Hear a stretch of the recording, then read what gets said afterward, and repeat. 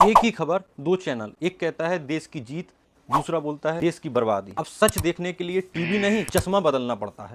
आजकल अगर किसी चीज से सीधापन दिख जाए तो लोग शक करने लगते हैं। इतना सीधा कैसे? जैसे ईमानदारी कोई संक्रामक बीमारी हो और उससे बचाव जरूरी हो। हमारे देश में अब हर टेढ़ी चीज को अपनापन मिल गया है। किसी की विचारधारा टेढ़ी हो, किसी की नीयत टेढ़ी हो, उसके कामकाज के रास्ते टेढ़े हो, कोई बात नहीं, बस वो अपना होना चाहिए। और फिर उसी अंदाज में कहा जाता है टेढ़ा है पर मेरा है। मीडिया अब चौथा स्तंभ कम, रंगमंच ज्यादा हो गया है। यहाँ खबरें नहीं, खबरों का एंगल है, और एंगल जितना टेढ़ा टीआरपी उतनी ऊंची। एक चैनल सरकार की टेढ़ी बात को सीधा बताता है तो दूसरा विपक्ष की टेढ़ी चाल को क्रांतिकारी ठहराता है। न्यूज रूम अब युद्ध क्षेत्र हो गया है। यहाँ एंकर तलवार की तरह माइक लेकर चिल्लाते हैं, हम ही सत्य हैं। तथ्य अब किसी कोने में अखबार के पुराने पन्ने की तरह पड़ा धूल खा रहा है। खबरों में पक्ष जरूरी है, तथ्य नहीं। एक रिपोर्टर बताता है कि मंत्री जी ने जलेबी बांटी, दूसरा बताता है कि उन्होंने जलेबी में भी वोट मांग लिए। और दर्शक बेचारा सच की तलाश में चैनल बदलता रहता है, जैसे मोबाइल का नेटवर्क ढूंढ रहा हो। अब जनता का गुस्सा भी सिलेक्टिव हो गया है। अगर फिल्म में एक डायलॉग से भावनाएं आहत हो तो दूसरे सिनेमाघर दिए जाते हैं, लेकिन अगर कोई नेता वही बात भाषण में कह दे तो भक्तगण उसे गहरी रणनीति कहकर समझाने लगते हैं, मानो नेता गलती नहीं करते, बस प्रयोग करते हैं। ट्विटर पर ट्रेंड चलता है बाइकॉट चाय, क्योंकि किसी अभिनेता ने चाय की आलोचना कर दी थी। लेकिन उसी देश में जब कोई बच्चा भूख से मरता है तब आरआईपी चलकर 2 घंटे में ठंडा हो जाता है। नाराजगी अब हमारी सहूलियत के निर्भर करती है, जैसे बिजली का मीटर।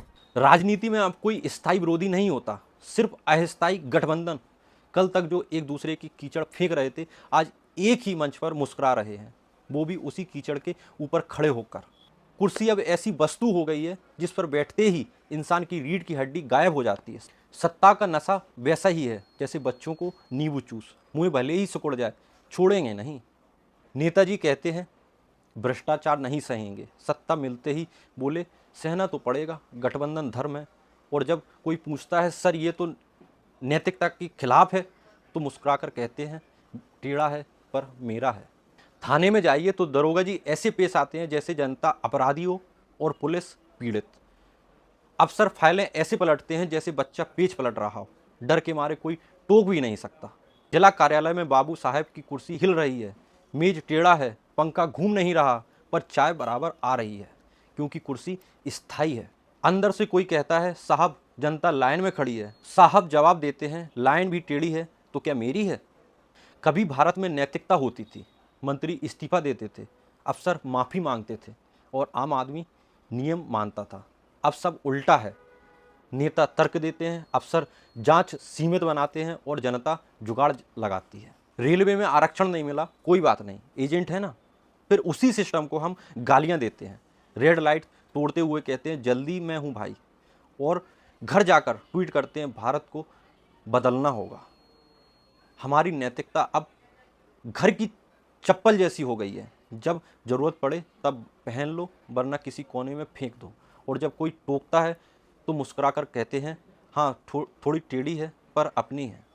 अब स्कूल में इतिहास पढ़ाया जाता है, इस तरह कि बच्चा पूछे सर असली में क्या हुआ था, और शिक्षक बोले जो सरकार कहे वही असली है। संस्कृति का मतलब अब पूजा पाठ से ज़्यादा वोट बैंक हो गया है।